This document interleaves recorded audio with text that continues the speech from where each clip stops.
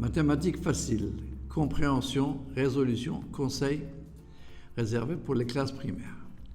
En complément de la leçon précédente, nous allons voir aujourd'hui sa deuxième partie, à savoir la multiplication et la division des fractions. Premièrement, multiplication d'une fraction par un nombre. Pour multiplier une fraction par un nombre, on multiplie le numérateur de cette fraction par ce nombre. Exemple, 7 cinquièmes multiplié par 4 égale 7 fois 4 sur 5 égale 28 sur 5. Autre exemple, 7 cinquièmes multiplié par 10 égale 7 fois 5 fois 2 sur 5. Si nous simplifions par 5, nous trouvons 7 fois 2, 14 sur 1 égale 14. Pour multiplier une fraction par une fraction, on multiplie les numérateurs entre eux et les dénominateurs entre eux. Et on simplifie s'il y a lieu. Exemple, 4 tiers multiplié par 6 cinquièmes égale 4 fois 6 sur 3 fois 5 égale 24 quinzièmes.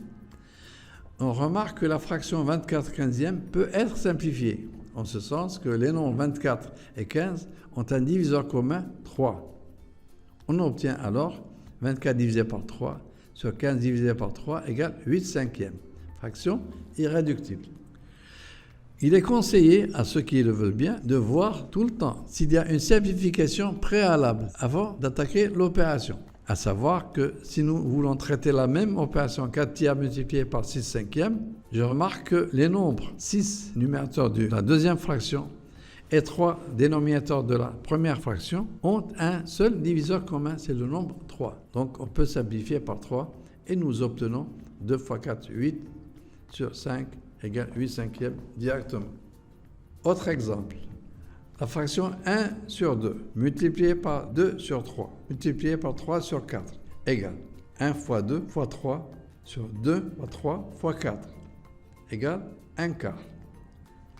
Pourquoi 1 quart? Parce que la fraction 1 demi par 2 tiers 3 quarts, par définition, nous a donné 1 fois 2 fois 3 sur 2 fois 3 fois 4. Si nous simplifions par 2, numérateur et dénominateur, et par 3, numérateur et dénominateur, les seuls facteurs qui nous restent, c'est 1 au numérateur et 4 au dénominateur, donc 1 quart. La fraction 7 dixièmes multipliée par 8 onzièmes multipliée par 9 douzièmes, c'est égal 7 fois 2 fois 4 multiplié par 3 fois 3 sur 5 fois 2 multiplié par 11 multiplié par 3 multiplié par 4. 2 fois 4, c'est le nombre 8. 3 fois 3, c'est le nombre 9. De la même manière, 5 fois 2, c'est le nombre 10. Et 3 fois 4, c'est le nombre 12. En simplifiant par 2, par 3 et par 4, nous avons 21 55e. Observation. La simplification ne peut se faire que si nous avons un produit au numérateur et un produit au dénominateur. Quand on dit simplifier, on dit aussi diviser. Donnons à titre d'exemple les fractions suivantes. 2x plus 3 sur 2x plus 7 et notons que les nombres 2x au numérateur et au dénominateur sont des termes et non des facteurs. Donc la simplification par 2x n'est pas possible. Quant au deuxième exemple, nous avons 2x fois 3 sur 2x fois 7. Le nombre 2x au numérateur et au dénominateur sont des facteurs. Donc la simplification est possible. Et la fraction nous donne, par simplification par 2x, 3 septièmes. Pour information, l'inverse d'un nombre est le nombre dont le produit par le premier donne 1.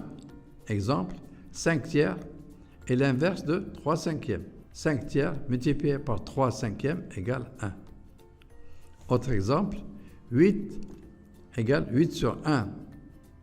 Son inverse est 1 huitième. 2 sur 3 est l'inverse de 3 demi. Grand B, la division des fractions. Règle.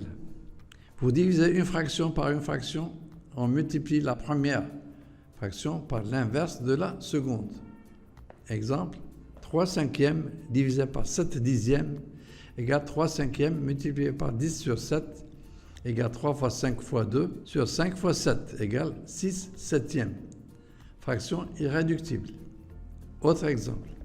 4 21e sur 6 15e égale 4 sur 21, multiplié par 15 sur 6 égale 2 fois 2 fois 3 fois 5 sur 7 fois 3 fois 2 fois 3 égale 10 21e. La fraction 3 septièmes divisée par 5 huitièmes égale 3 septièmes multiplié par 8 cinquièmes égale 24 sur 35. Nous insistons sur le fait que la simplification doit se faire dans le courant de la réalisation de l'opération pour éviter de grands nombres à la fin de cette opération.